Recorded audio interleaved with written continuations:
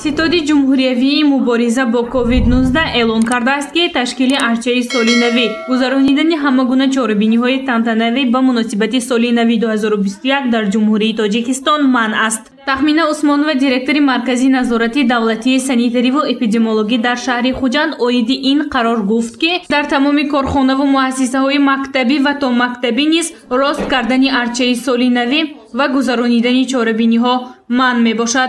چهلی که همگان میدونیم امسال سال نوی آمده ایستاده با یک خاصه خود را دارد، یعنی که امسال تمام جهان یک وبای عصر 21 را اثر گذرانده ایستاده است و تا حال این وبا دوام داده ایستاده است که بیماری سرایت نوی کرونا نوی کووید-19 می باشد و در بسیار دولت‌های همسایه دنیا این موج دوم این بیماری علاقه به قید گرفته شده است و از این لحاظ دیروز از موافق دستور و سپارش‌های ستاد جمهوریوی گذراندن جمعیت‌های سال نوی گذاشتن ارچه سال نوی امسال قطعاً منع کرده شده است. سبب اساسی قرار ستاد پیشگیری از موج دومی بیماری کووید-19 در کشور می باشد. همچنین در قرار ستاد جمهوریوی آمده است که سیر و گشت مردم در باغ و گلگشت‌ها و دیگر جایهای عمومی تنها با در نظر داشت رعایت حتمی قاعده‌های بهداشتی، پوشیدن نقاب ضد محافظتی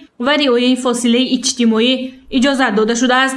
در مؤسسه های مکتبی تا مکتبی عموما در آن جایهایی که خطر سرایت‌یابی بلند را دارد و خیلی که حاضر ما همگان میدونیم علاقه در آن جایهایی که بسیار آدمان جمع میشوند خطر سرایت‌یابی زیاد میباشد. از این لحاظ در آن جایها نیز گذراندن چاره‌بینی‌های سال نوی قطعاً منع کرده می شود. اینچنین شب‌نشینی‌های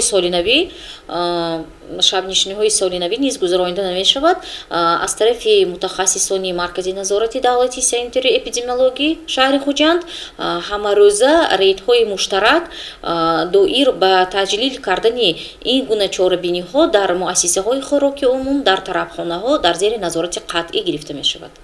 اما در شهر خوجند ارچه سالی نوی راست کرده می شود یا نه معلوم نیست، چون که حکومت شهر به خلاصه نآمده است. حالا برای بررسی این مسئله وقت هست. تا رسیدن سال نوی 2021 بیش از یک ماه فرصت باقی است. گزارش گنجین عالم و سید مختار سید انور برای برنامه اطلاعاتی خبر.